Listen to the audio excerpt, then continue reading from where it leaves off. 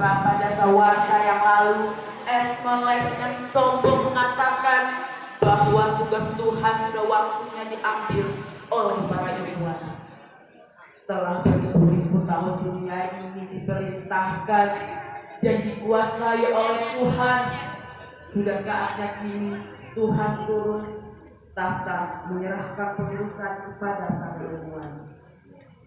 Menurutnya selama ini dunia ini hanya diatur secara amatiran, karenanya berbagai gejolak terjadi di mana-mana, kejahatan dan kriminalitas, kekerasan bahkan peperangan di samping kemiskinan dan kelaparan telah menghiasi wajah dunia. Sudah saatnya kini dunia diatur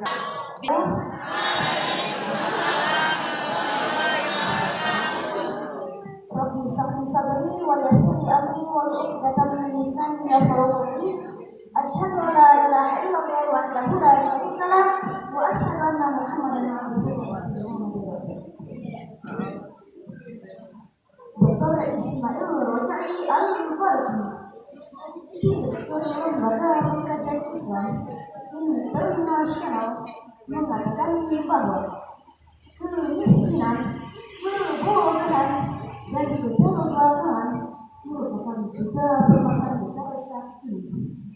Namun, di antara ketiga, kemiskinan merupakan hal yang paling berbahaya, sebab kebodohan dan keterlaluan timbul akibat adanya kemiskinan. Untuk itu, berikutnya saya di sini akan menyampaikan buku yang berjudul Solusi Pemberantasan Kemiskinan. Islam sangat konsisten dalam mengatasi kemiskinan. Islam sungguh memiliki konsep yang sangat matang, berbasis tolong-menolong dan gotong-royong, sehingga harus menyisihkan sebagian hartanya untuk semiskin dan kaum du'afa lainnya. Assalamualaikum warahmatullahi wabarakatuh. Alhamdulillahirabbil alamin wassalatu wassalamu ala nabiyyina Muhammadin wa ala alihi wa sahbihi ajmain wa ba'du. Selamat pagi anak-anakku sekalian yang semoga dirahmati Allah. Semoga senantiasa sehat selalu sehingga bisa tetap mengikuti pelajaran daring melalui virtual Matsa Musa ini dengan seksama. Nah, anak-anakku sekalian, pada kesempatan ini kita kembali melanjutkan materi pelajaran IPS terpadu, di mana kita akan membahas tentang dinamika penduduk Indonesia. Anak-anakku sekalian, penduduk merupakan salah satu elemen penting, ya, pendukung terbentuknya suatu negara. Jadi suatu negara tidak mungkin ada tanpa adanya penduduk. Jadi salah satu yang harus dipenuhi oleh suatu negara agar bisa berdiri itu adalah harus ada penduduknya. Penduduk bersifat dinamis, ya. Artinya penduduk itu akan senantiasa berubah sesuai dengan perubahan waktu, ya. Bisa tetap, bisa bertambah, bisa berkurang. Perubahan tersebut dapat menyangkut masalah jumlah, distribusi maupun komposisinya, ya. Terkait masalah jumlah bisa bertambah, bisa berkurang. Terkait dengan distribusinya itu juga bisa berpindah, ya. Kemudian juga terkait komposisi. Komposisi ini juga akan berkaitan dengan profesi, berkaitan dengan tingkat pendidikan yang akan senantiasa berubah. Perubahan inilah yang dimaksud dengan dinamika penduduk, ya. Jadi penduduk ini akan senantiasa memiliki dinamika, yaitu adalah terjadinya perubahan-perubahan. Dilihat dari aspek jumlah atau kuantitas, penduduk Indonesia pada saat ini menempati urutan keempat terbanyak di seluruh dunia setelah Tiongkok atau Cina, India, dan Amerika Serikat, ya. Jadi dari sini kita tahu bahwa dari 4 negara dengan jumlah penduduk terbanyak di dunia, 3 diantaranya di benua Asia, ya. Hanya 1 yang di luar benua Asia, yaitu adalah Amerika Serikat, ya. Menurut 2016, ya, ada World Population Datasheet, ya. Jumlah penduduk Indonesia pada pertengahan tahun 2016 adalah 259 juta jiwa. Tentu penduduk di suatu negara, termasuk di Indonesia, itu bisa berubah karena salah satu sebab bertambahnya jumlah penduduk adalah tingginya tingkat kelahiran. Semakin tinggi tingkat kelahiran, maka semakin cepat pula tingkat bertambahnya penduduk atau pertumbuhan penduduk. Pengendalian jumlah penduduk kemudian perlu dilakukan agar negara dapat membuat perencanaan pembangunan yang baik. Salah satu tahapan dalam pengendalian jumlah penduduk adalah dengan mengetahui jumlah dan pertumbuhannya. Jumlah penduduk suatu negara dapat diketahui dengan berbagai cara, ya. Misalnya dengan sensus penduduk, ya, registrasi penduduk, dan juga dengan survei penduduk. Setelah Indonesia merdeka, pemerintah Indonesia mengadakan sensus penduduk tiap 10 tahunan, ya. Pada tahun 61, 71, 1980, 1990, 2000 dan 2010, ya. Dan nanti tahun 2020 saat ini berjalan juga akan dilaksanakan sensus penduduk lagi, ya.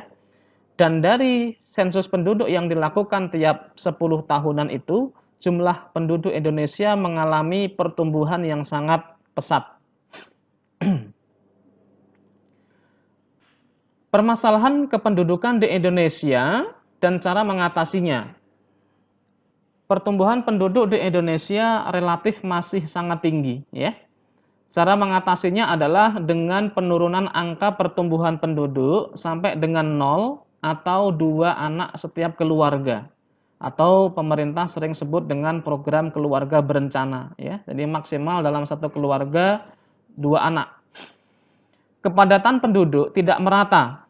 Cara mengatasinya adalah dengan melaksanakan program transmigrasi.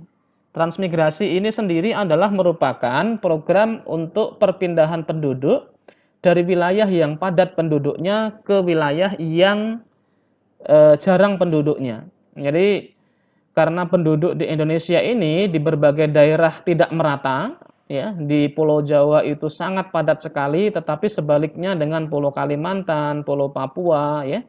Maka untuk mengatasi ketidakmerataan kepadatan penduduk tadi diatasi dengan cara melaksanakan program transmigrasi, yaitu adalah dengan perpindahan penduduk dari yang padat penduduknya ke daerah yang jarang penduduknya. Tingkat pendidikan masih relatif rendah. Ya, cara mengatasinya adalah dengan melaksanakan program wajib belajar 12 tahun. Ya. Membangun gedung-gedung sekolah baru di daerah-daerah, pengembangan dan penyempurnaan kurikulum sekolah, meningkatkan kualitas guru, program orang tua asuh, pemerataan pembangunan di berbagai bidang. Dan ini memang harus dilakukan walaupun hingga saat ini relatif masih banyak sekali daerah-daerah, terutama daerah-daerah pedalaman yang belum merasakan yang namanya pemerataan pendidikan. Kemudian juga tingkat kesehatan relatif masih rendah, ya.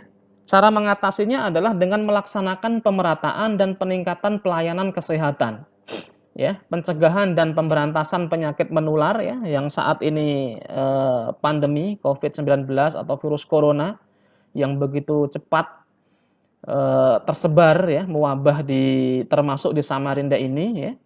Maka harus ada upaya, ya, untuk melakukan pencegahan persebaran dan juga pemberantasannya.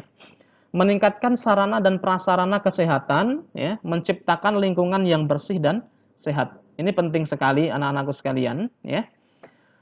Rasio angka beban ketergantungan relatif masih sangat tinggi, ya. Cara mengatasinya adalah dengan mengatur jarak kelahiran, ya, 3 tahun atau lebih. Jadi antara anak pertama dengan anak kedua ini diatur jaraknya 3 tahun atau lebih sehingga ketergantungan atau rasio angka ketergantungan tidak terlalu tinggi. Kemudian juga membatasi jumlah anak, ya, 2 anak cukup atau dengan program keluarga berencana tadi. Yang dimaksud dengan rasio angka beban ketergantungan di sini adalah di mana manusia atau penduduk dalam usia produktif antara 15 sampai 64 tahun, usia produktif ini adalah usia di mana masih bisa bekerja, masih bisa mencari penghasilan, ya.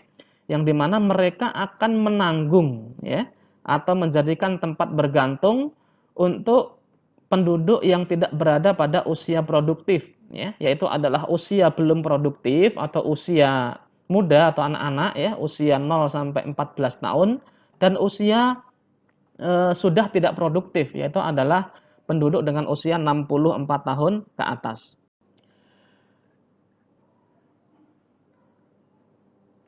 Nah, anak-anakku sekalian yang semoga dirahmati Allah, berikutnya adalah persebaran atau distribusi penduduk adalah perbandingan jumlah penduduk antar provinsi pada suatu negara, ya. Jadi permisalannya adalah perbandingan jumlah penduduk yang ada di Jawa Tengah misalnya dengan jumlah penduduk di Kalimantan Timur, ya.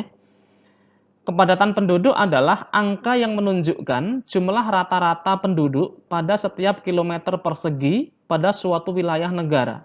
Jadi akan dihitung setiap kilometer persegi ini rata-rata pada suatu wilayah berapa kepadatannya, ya. Artinya ada berapa jiwa penduduk setiap kilometer persegi.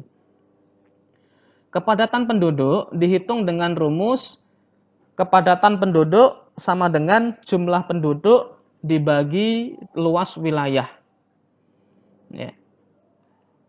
Nah, sebagai suatu contoh, ya, misalnya adalah kepadatan penduduk di Indonesia, misalnya jumlah penduduknya 267.700.000 jiwa. Sementara luas wilayah Indonesia yang daratan saja yang kita hitung, ya, adalah 1.922.570 km persegi.